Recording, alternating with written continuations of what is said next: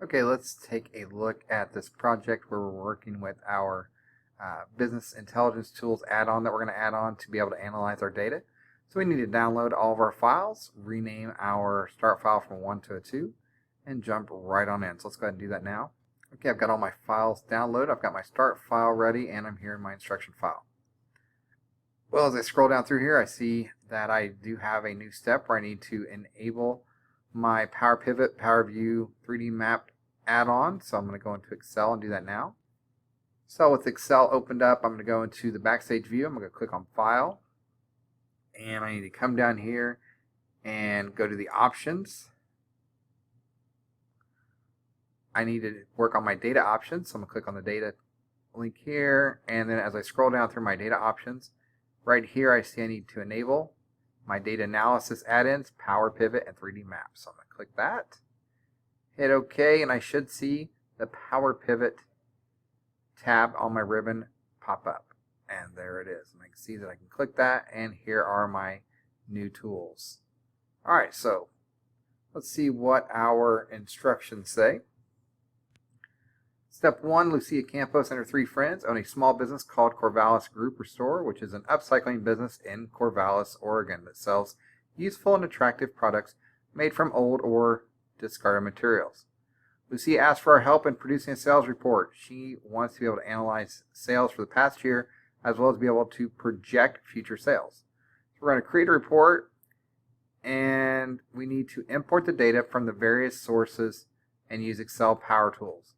We're going to go to the sales history worksheet where Lucia wants us to display a summary of the company's annual sales since the business started back in 2011.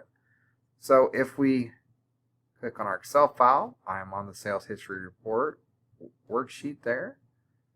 And we're going to use Power Query to create a query and load data from the CSV file that we downloaded. That's where the data exists that she wants us to import. So we're going to go ahead and import that data. We're going to remove the items sold and the notes columns from the data. We're not going to actually remove it from the CSV file. It's just not going to be displayed in Excel. Once we've done that, we're going to close and load the query data into cell B2 of our worksheet. So let's go ahead and do that now. So we'll go back to our worksheet. So we'll go to our data tab here. Click on data tab. And we're going to drop down this arrow in the get and transform data. We're going to select our launch our Power Query Editor, and you'll see that pop up, and we're going to get a new query for our table. We're going to do new sources. It's going to be a file, and it's going to be, we know it's a text comma separated value file, so we're going to click that. Wait for our Excel work. There it pops up, it says, hey, here's where your file's located. Yours may be located in a different location. Select that, hit import. Now you're going to see that window pop up. Here we can see what data is in that CSV file. That's all the data we want. There's our header row. We're going to click OK. We can see our information. We know that we want to exclude 2 of the columns. So here in the Manage Columns group, we want to remove columns.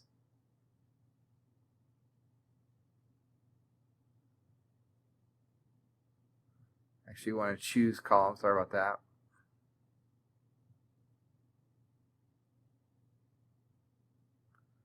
The ones we want to deselect are items sold, and of course the other one is notes. Hit OK. There we go. We'll do that one more time. I'm going to close this, discard it, just to see it one more time. So we're on the Data tab, Get and Transform Data, get data from a Launch Power Query Editor. Wait for that to load.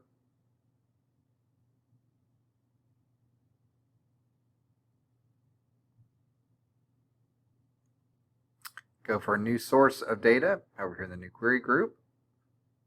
From File, from Text CSV, and we're going to select our file one more time. Then we're going to import. There's our information. We're going to hit OK. Then Then we want to choose columns.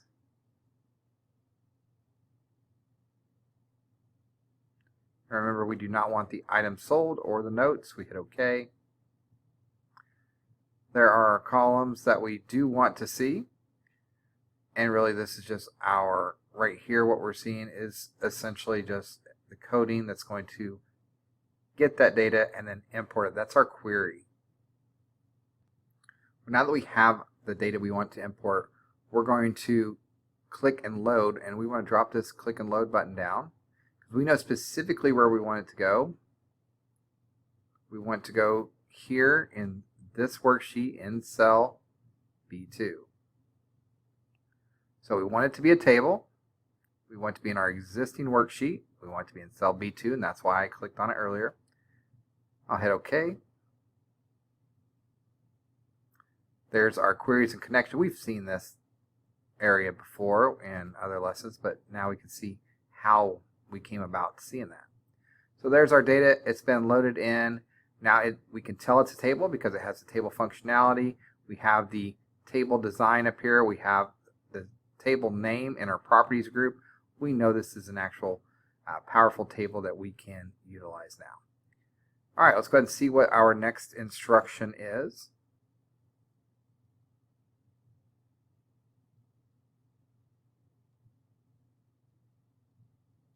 There we go. Now we're going to go to the monthly sales worksheet. All right, we can do that.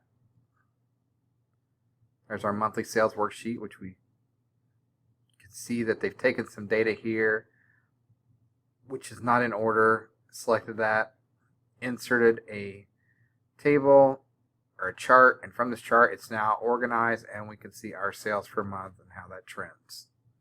All right, so we've got that. Let's go ahead and look at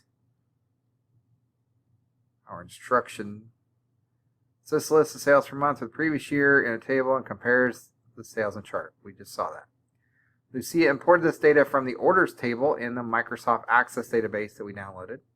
She wants to track the changes in the monthly sales and project the first 6 months of this year's sales. So we're going to create a forecast sheet to be able to provide Lucia her data analysis and her projection trend. So we see a lot here. We're getting this data from a database, and from that database, it's coming from a table in that database called the orders table. All right, so we're going to create a forecast sheet as follows to provide her request. Based on the data in the range B2 through C14, create a forecast sheet, and we're going to use June 30th, 2025 as the forecast end. So we're going to go out 6 months to the end of June. Then we're going to use Jan to June forecast as the name of our new worksheet. Then, of course, we're going to resize and move the forecast chart so that the upper left corner is within cell C2 and the lower right corner is in cell E13. So let's go ahead and do that now. So let's select our data.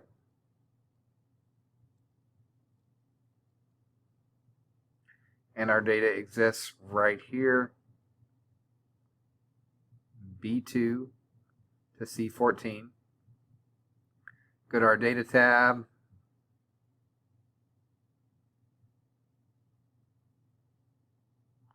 And we're going to create a forecast sheet. So we go to the forecast group, click forecast sheet. We see what it's going to look like. We see our upper and lower bounds. So we have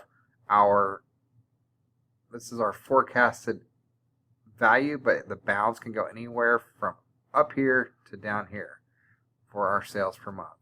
We want to end not at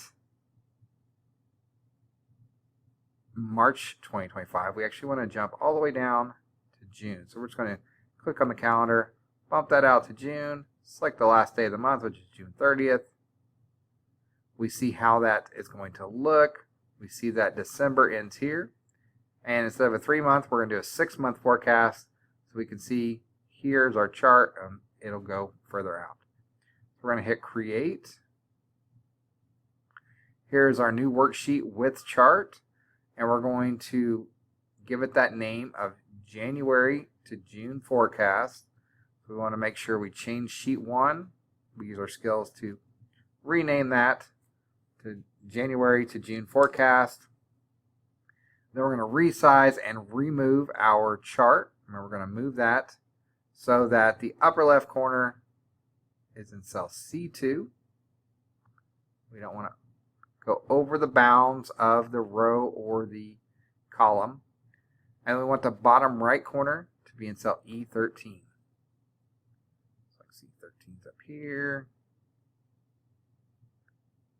And there I go. Now I've not gone past column E. I've not gone past row 13.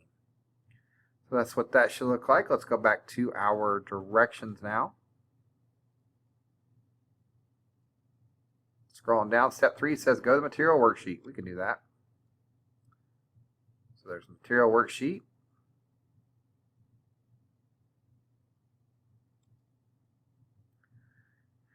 It says Lucia wants to display information about products sold according to the location and the material. She's been tracking this data in an Access database. Import the data from the Access database as follows.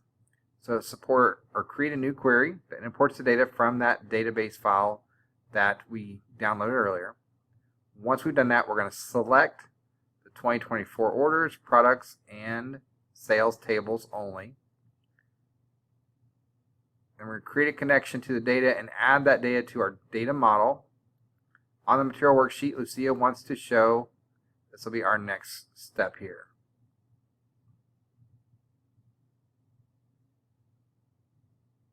Yeah, then we're going to go to cell B2, the materials worksheet.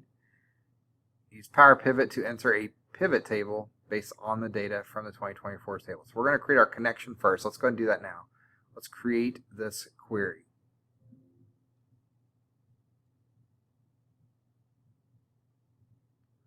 So from here, let's go ahead and create this query.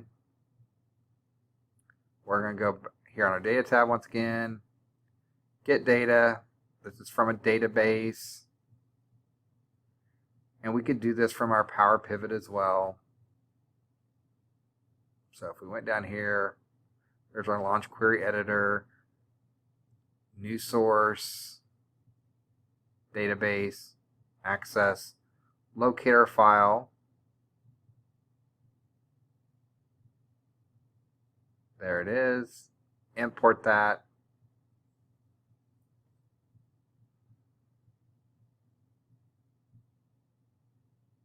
Here we can see all of the tables that exist in this database. We want multiple tables, so we're going to click select multiple tables.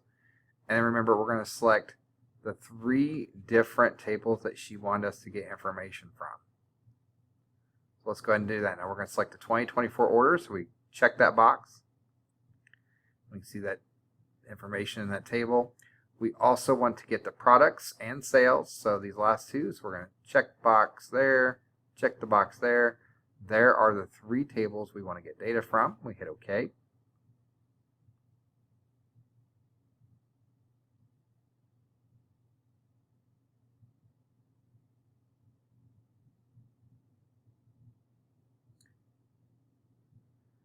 Now we can see we have all the information we need. We have all 3 tables. Now we'll select our click and load to. So here in the close group, close and load to. And she says only create a connection. So we're going to add this data to the data model. We're going to select the only create a connection to. And then add this to our data model. Hit OK.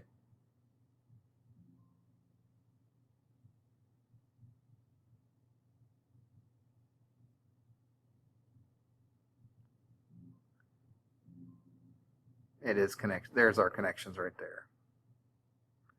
All right, so we do see as we hover over them that we do have access to those tables. If you get that error, just disregard it. Then she said to go to cell B2. Close this. We'll see what she wants us to do from there. All right, she said in cell B2, use Power Pivot to insert a pivot table based on the data from the 2024 orders table. So let's go ahead and do that. So we'll go back to our worksheet here of our workbook, and we're already in cell B2. So let's click on the Power Pivot tab. We want to do a Power Pivot table. So I'm going to click the Manage button to bring up the Power Pivot dialog box here. Here's that. Once you see that, we know that we are going to add this to our existing worksheet. Here's our Power Pivot table.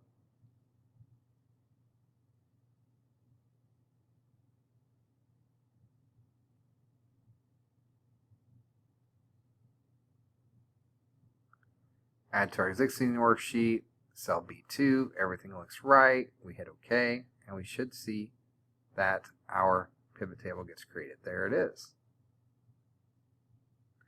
And when we click up here on our Power Pivot, we see there it is. It's in our materials list. Everything is looking good.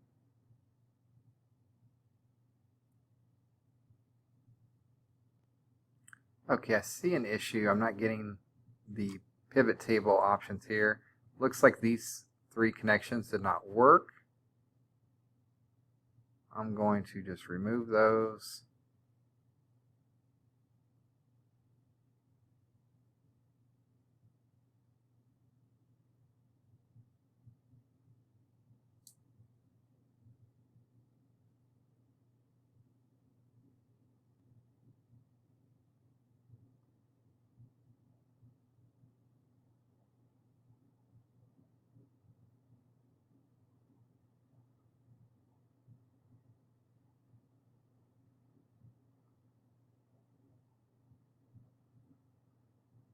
Should get those deleted there.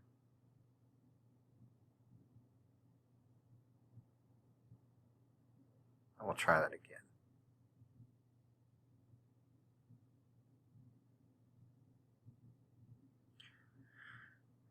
Nothing I could do about that issue except for fix it.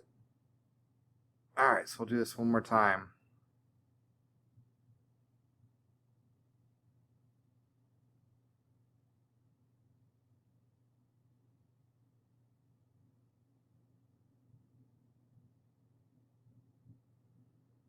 Alright, we're on our material worksheet.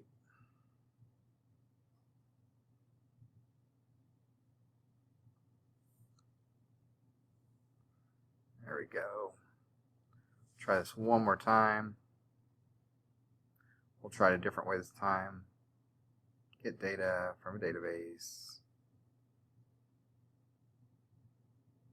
Select the database. Select our 3 tables.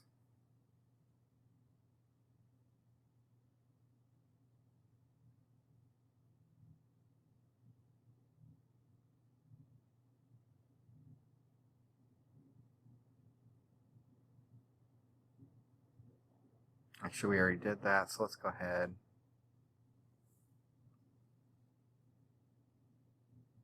And go back to our Power Pivot. Alright, let's get this data from the Data tab. So data, get data from a database. See if it shows up. We know that's in our 2024 table. Import. Select multiple tables.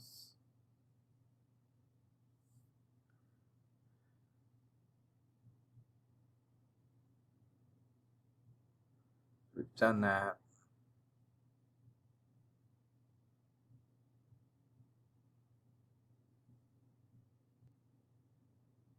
Load 2. Yep, that's correct. Only one connection.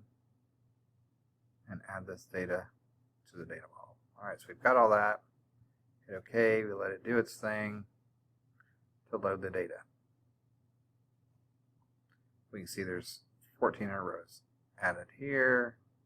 Alright, that time they all 3 worked. Great. So now let's go ahead and do our pivot table.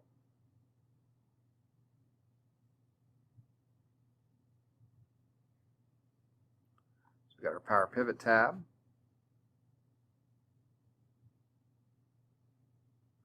The Manage button here for our data model. Should see Pivot Table. There's Pivot Table.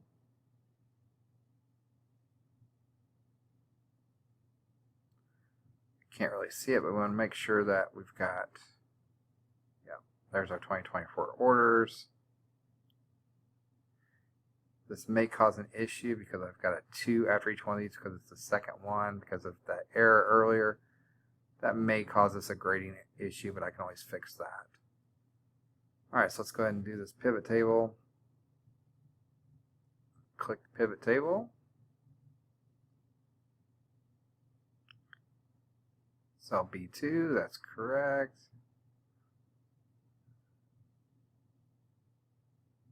Hit OK.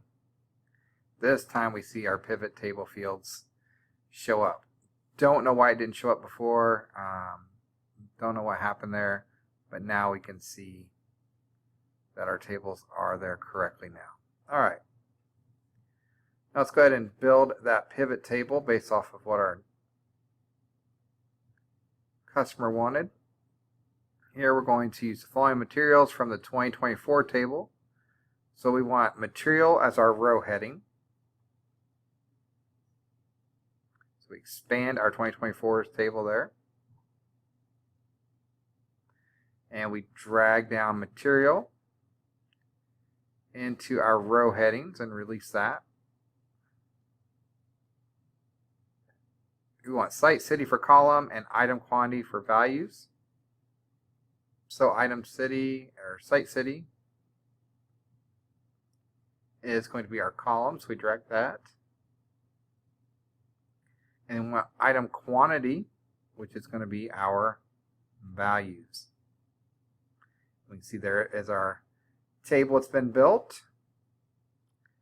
She wants us to now use product sold as the custom name for the sum of item quantity field. So product sold, custom name for sum of items quantity field, and I can just change that right here. There it is. Next she wants us to use product material to replace the words row labels. There's row labels. I'll just change that here to product material. And she also wants us to resize column B to its best fit. So we just put our mouse cursor between rows B and C, double click, and now we can see everything there. Now in cell C2, use word locations to replace column labels. So here's column labels, click on that, and I can change it up here. And there we go. Alright, so that's all been fixed.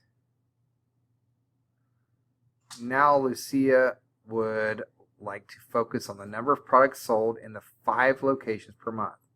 We're going to add a timeline slicer to our material worksheet. So we're going to insert a timeline slicer that uses the order date fields or order date field from 2024 orders table. Then we're going to move and resize that so that it covers the range B12 through H19, and then just scroll through that and see the records. Alright, so let's insert a timeline slicer. Now to do this, we're going to go up to our pivot table Analyze tab. From here, we're going to go to our filter data because we're going to filter our data. And she said that she wanted a timeline slicer, so we're going to select timeline. We only have one option, and that is the order date. So we hit OK. And there's our slicer. I'm going to close this connections button here. And remember, we're going to move that from B12. So I'll get down here into B12. And we want that to also cover down through H19.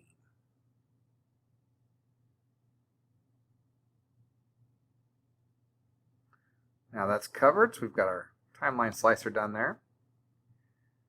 So step 6, Lucia wants to examine the percentage each type of product contributed to the total sales at each location. So we're going to create a pivot chart And it's going to be based on the following.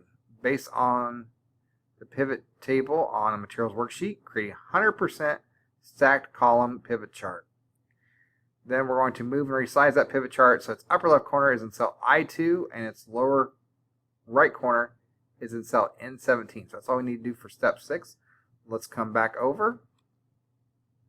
And once again, in our Analyze tab, we're going to do a pivot chart. So you know that's over here in your Tools group. We've done several of these already. We're going to select Pivot Chart. And we're going to select the 100% stacked. And that is a 100% stacked column chart. So as you hover over these, there's your 100% stacked, which is your third one over. So click that. You see how it's going to look. Hit OK. There's a chart. We're going to resize this. So close this once again. And it is going to go from I2. So we're going to drag that, click and drag that over. Drop that in cell I2. And we want the bottom right corner to be down in N17. So there's 17. There's N.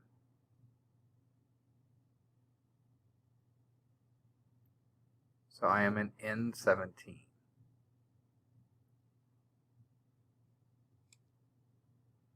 That's all we have to do for that. And if we scroll down, we can see what that looks like. We already did that. There's our 100% stacked.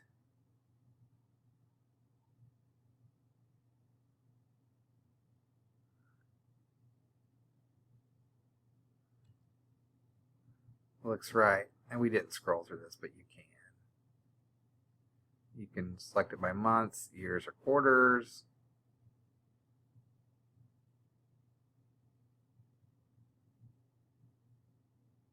And you can see how it filters the data. All right, that's it for that one. Let's take a look at step 7. See, we do only have 10 steps there. So with step 6 done, step 7 says, go to the product types worksheet. We can do that. Our last worksheet in the workbook. All right, so zoom that in a little bit. All right, step 7 says, in the products type worksheet, Lucia wants to compare products sold by category and vendor. This data is stored in the sales and products table that we create a connection to. So create a pivot table as follows that provides the following products sold by the manufacturer information for Lucia. In cell B2, use Power Pivot to insert a pivot table, once again, into the products types worksheet, which is where we're at. We're in cell B2. We're going to use our Power Pivot. We're going to manage. And we're going to base it off of both our product sales, our product and sales tables. So we're going to do a pivot table.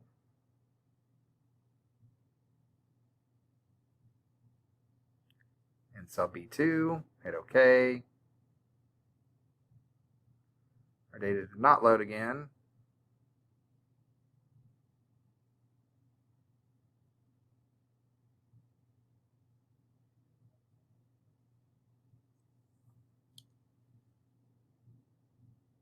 Manage.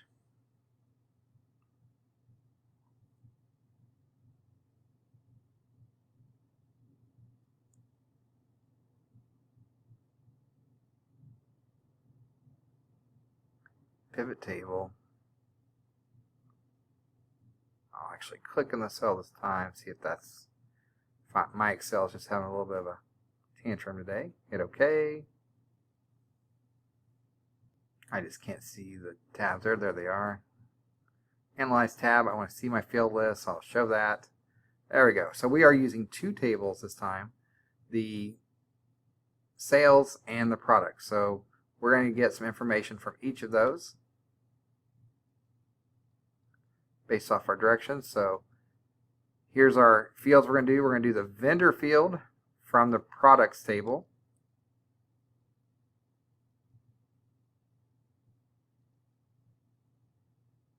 Close this. All right, so here's my products table. I'm going to expand that. And I'm going to select vendor and drag that down to the row. So we see the start of our pivot table getting created. Category from the products table is going to be our column heading. Category, drag that down to column. Now we're going to get item quantity from the sales table. That's going to be our values. So we're going to come down to our sales table.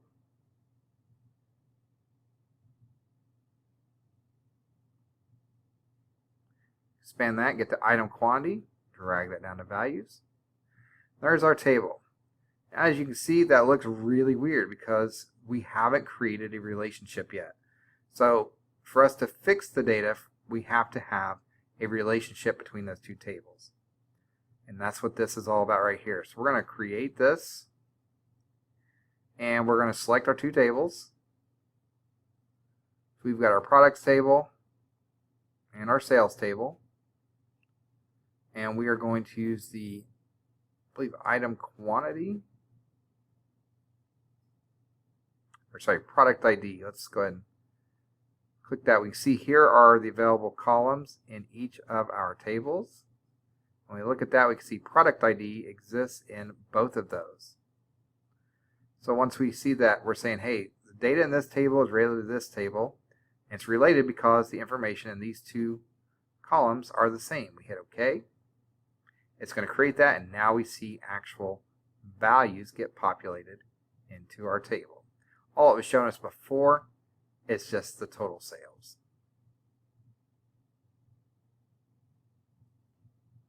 Or total, actually, item quantity, actually, but that's what the value we were seeing in that whole table was before we created that relationship between the two tables. And I'm sure that's what the next direction was. Yep. Create that relationship. So we did that already. So we're ready for step 9. Now with step 9, Lucia asks for another way to visualize the products that are sold by the vendor.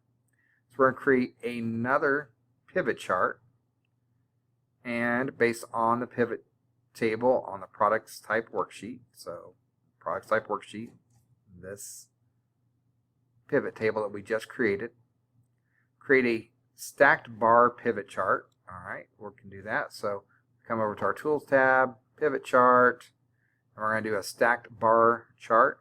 So we want to select bar, and clustered is the original one. Second one is going to be our stacked. Hit OK. There is our pivot chart. Let's see where she wants us to move that. Move and resize. So the upper left corner is in cell B24. Okay, so we can move that to B24. I'm going to close this.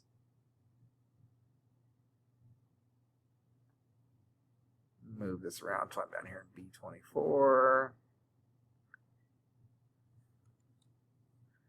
And we want the bottom right corner to be in cell I38.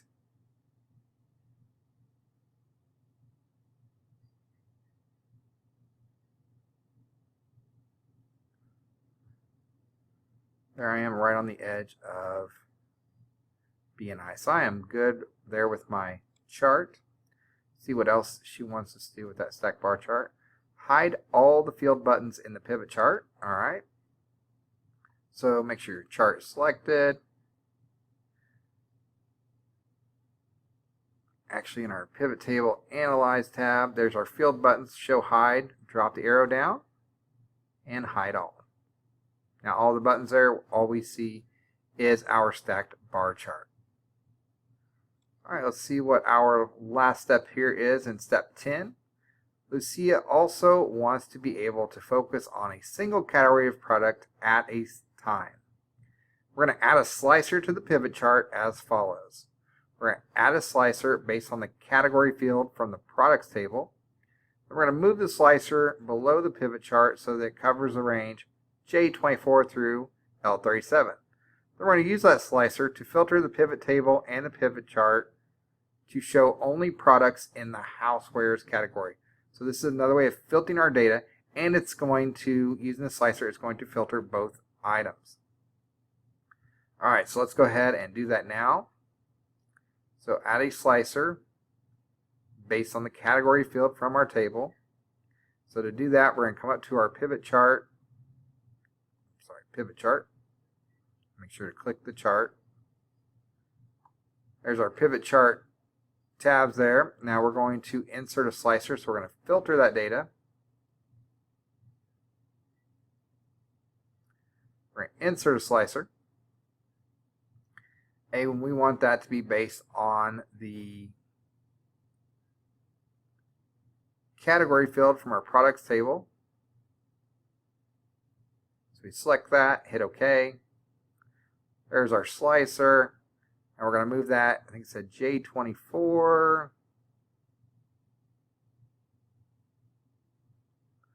In the bottom right corner, I think it was L37.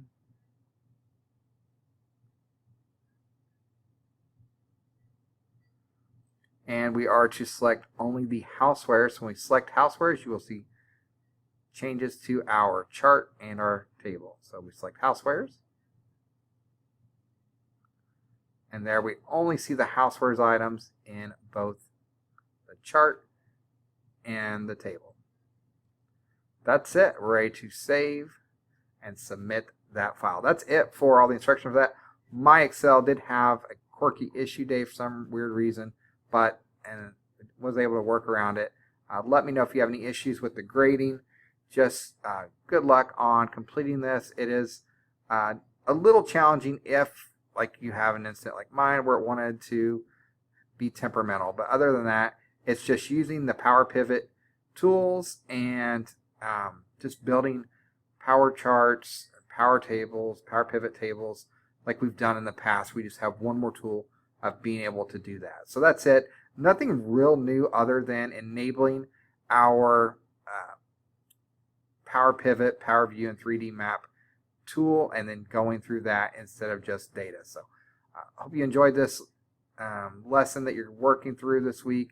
Let me know if you have any issues. Like I said, I apologize for the issues, but I'm doing this live, so there's no way for me to predict that I was going to have issues with Excel today. It just did it, but you can see how to work through that yourself. All right, take care.